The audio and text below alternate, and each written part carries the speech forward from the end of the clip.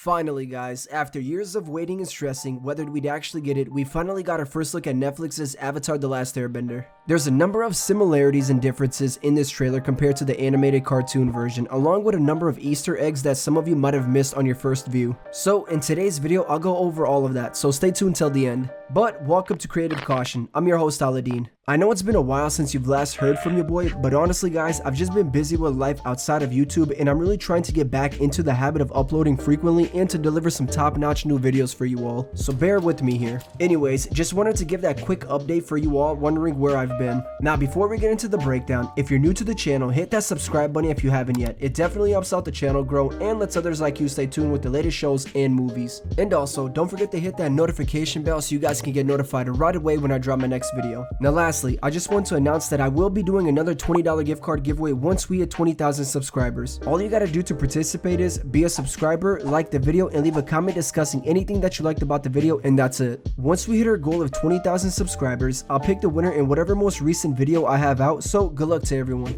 But Netflix has finally showcased their first trailer for the live-action Avatar The Last Airbender, and honestly, it looks great. The visuals, actors, costumes, bending, CGI, scenery, all of it looks great. I was very nervous when I first saw the trailer because just like you, I didn't know what to expect. However, I did go into this being optimistic, hoping the best, believe it or not. My expectations have so far been fulfilled. I know there wasn't much talking from the characters here, but the overall look of it really does capture the world of Avatar and it does look promising. We'll get a full trailer in a couple of months before the show releases next year in February 22nd. Thankfully, it's not going to be that long of a wait, so expect to see a number of promo images and trailers from Netflix advertising Avatar. This is probably one of their biggest shows for next year, so of course they're going to pour a lot of money and time into this show to get it right. Now the trailer starts off with almost looks like Sozin's comment, but then we quickly see that's not the case. It's actually when the Fire Nation attacked one of the air temples 100 years ago in the war. Basically when the Fire Nation was committing a genocide against all the air nomads, since they heard that the next Avatar would be an air nomad. This will most likely be a flashback of some sort since this was never seen in the animated series. If anything, the animated series only spoke about the 100-year war a couple of times, but there was never an actual scene showcasing what the Fire Nation did to the air nomad people. All we know is that they were all wiped out and assumed dead from the Fire Nation. We know that Netflix was going to add their own twists and turns to the live action since they don't want to make a copy and paste of the original series. This is most likely them just adding some backstory so new fans along with day one fans could get a new take on what happened prior to Aang disappearing all those years and etc. Now it almost looks like the Firebender soldiers are flying in on their fireballs, then this being a fireball of some sort. Let me know what you guys think. We also get a quick glimpse of the Fire Nation fighting with the air nomads. Can't really distinguish what's all happening, but just know it's not looking good for the airbenders. Now what caught my eyes was the look of the air temple itself.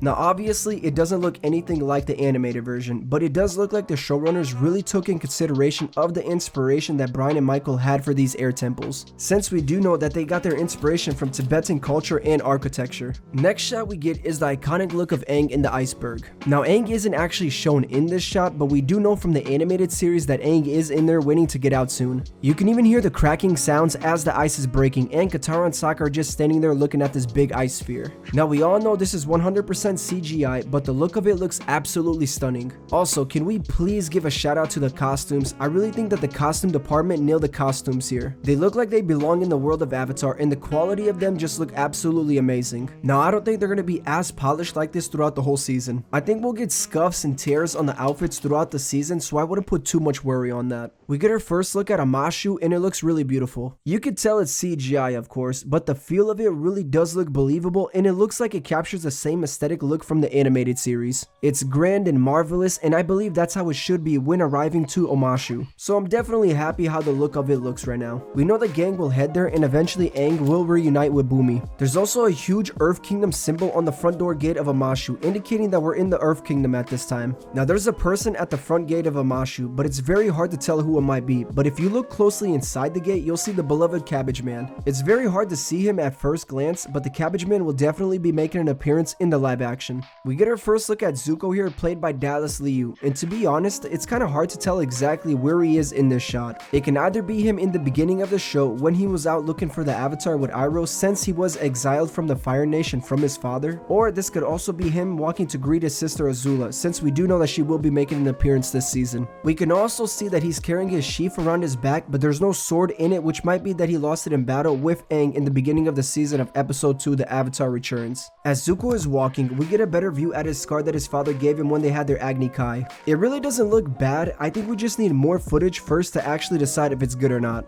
I think the scene right here isn't really showcasing the actual impact of his scar, but hopefully in some good lighting scenes we'll actually see the damage of it. We also see Iroh in the background, which looks like this is all in the same scene. We get a shot what looks like some sort of bird flying to a tower. Can't really say what's going on here since it's quite dark. But I don't think it's the owl from the library right now. We know the Wan Shi Tong, the owl, will make an appearance this season, but I don't think this is one in this shot at least. We get our first look at the throne room, or also called the war room or war chamber, and what can you expect? It literally screams out Fire Lord Ozai, which we actually get our first look at him as well. Ozai looks hella intimidating and menacing here. Daniel Day Kim, who's playing Ozai, definitely captures that presence of him, plus his costume looks great too. However, I won't lie to you, but that goatee has to go. It looks too wonky and weird, but hey, maybe it might grow onto me once I see him in more scenes. Also, Ozai didn't really make that many appearances in the first season of the animated series, so expect to see him a little more often in the live action. But the reason you're going to see Ozai a bit more along with Azula is because the live action will be progressing way faster than the animated series did. So the animated series episodes were around 24 minutes long, so the showrunners have to combine multiple episodes into 1 hour long one just to fit time and to tell the story at a proper pace without dragging it for too long.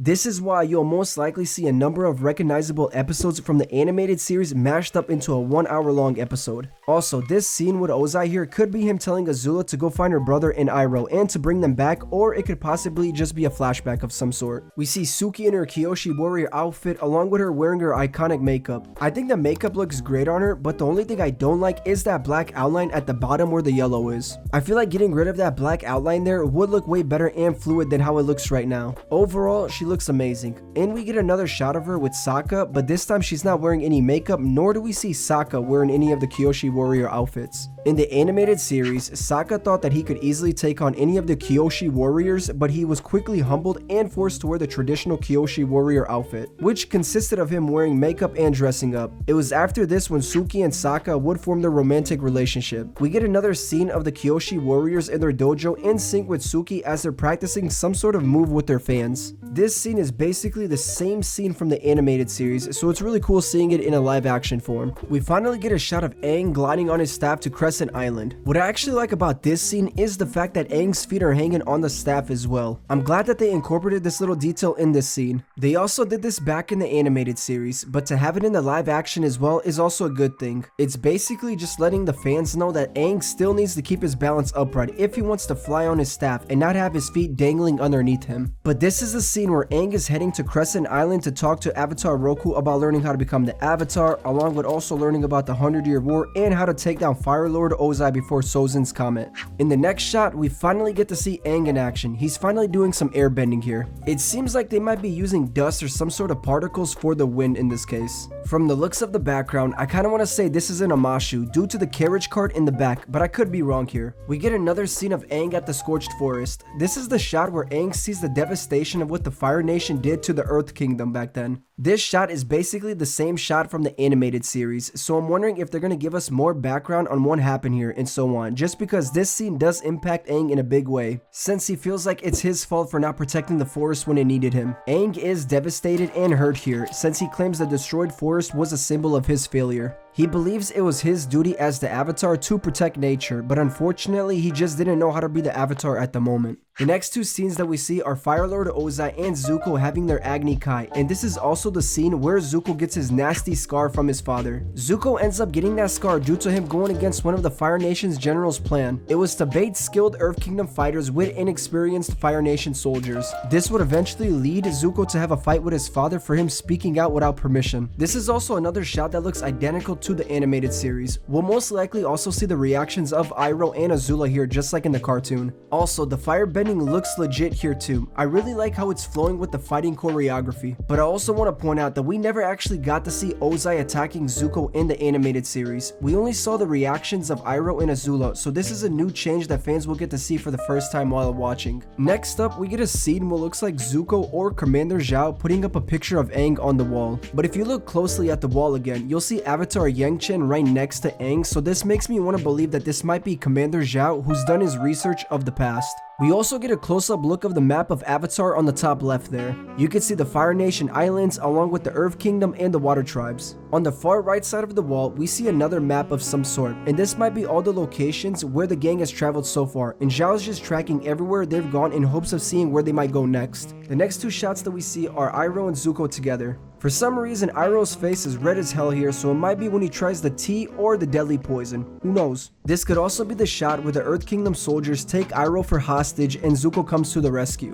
However, we can also see Zuko's doing some fire bending as well, and you can see that the bending doesn't look that bad. We finally got our first look at Azula, and man, I can't wait to see her go berserk and nuts. But this scene might be her in the throne room with Ozai, and Ozai telling her to go find her brother and uncle and to bring them back. Next up, we got another scene of Katara and Sokka in a dark room of some sort. They're also carrying lanterns, which in the animated series, they never did. The only time we've ever seen any of them use lanterns was in the first episode of Book 1 when they were introducing Avatar in the history of what happened. In the next scene, we see Aang what looks like him trying to go into the Avatar state at the Southern Air Temple. This is also the first time we see his arrow tattoo glow. I think it looks great, honestly. I really like the overall glow it has, and it's not too poppy or distracting. But so far, I really do like it, and I think the glow growing from the middle towards the outside was a great touch as well. Also, just wanted to say that I'm glad that it's not just a plain arrow tattoo on his head. I like that they added some sort of symbols as well. Next, we get a shot which looks like it takes place at Kyoshi Island, where a bunch of Fire Nation soldiers, which might be Zuko's men, are just standing around. They get a huge surprise when something or someone jumps down and blasts all of them away. I don't know if it's Aang or not, but I want to say it is just because of the wind blast. We finally get a shot of Appa flying away with the gang, which might be the same episode where Zuko arrives at Kyoshi Island. You can also see Sokka hanging for his dear life, hoping he doesn't fall, which is actually kind of funny. We get another shot of the gang flying away with Appa, and when I tell you that I geeked out on this scene, I mean I legit geeked out. This was probably my favorite shot of the trailer.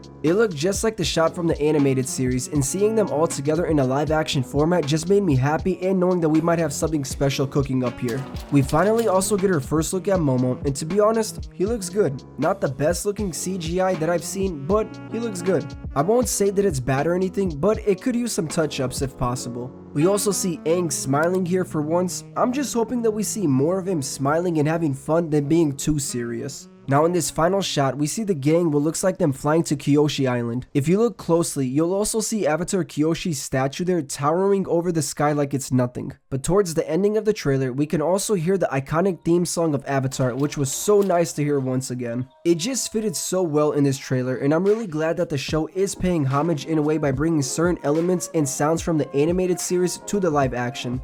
But overall, that's the trailer, everyone. There were definitely moments in here that made me want to geek out, along with having nostalgic memories and almost making me want to revisit the animated series once again. I personally thought that the trailer was great. There are still some things that I want to see a bit more in the next official one, such as clear bending from our gang, hearing some dialogue on how they interact with one another, as well as how the tone will be. Anyways, I'd like to hear from you guys now and see what you all thought about the first trailer for Netflix's Avatar The Last Airbender live action. Were there any scenes or moments that got you excited or worried? Let me know in the comment section below. I'll be making way more content on the show as the months pass by, so any new news or trailers that come out, I'll have that covered here, along with breaking down each episode and giving my take on how it did compared to the animated series. So definitely subscribe to the channel so you don't miss out on any of this. But before I go, don't forget about that $20 gift card giveaway that I'll be doing once we hit 20,000 subscribers. All you gotta do to participate is be a subscriber, like the video, and leave a comment discussing anything that you liked about the video, and that's it. Once we hit 20,000 subscribers, I'll pick the winner in whatever most recent video I have out, so good luck to everyone. But finally, I just want to say thank you all for watching, and if you haven't already, hit that like button if you enjoyed today's video, and don't forget to subscribe if you haven't by now. Also, hit that notification bell so you can get notified right away when I drop my next video. Thank you all once more, and I'll see you guys in the next video. Take care, everyone.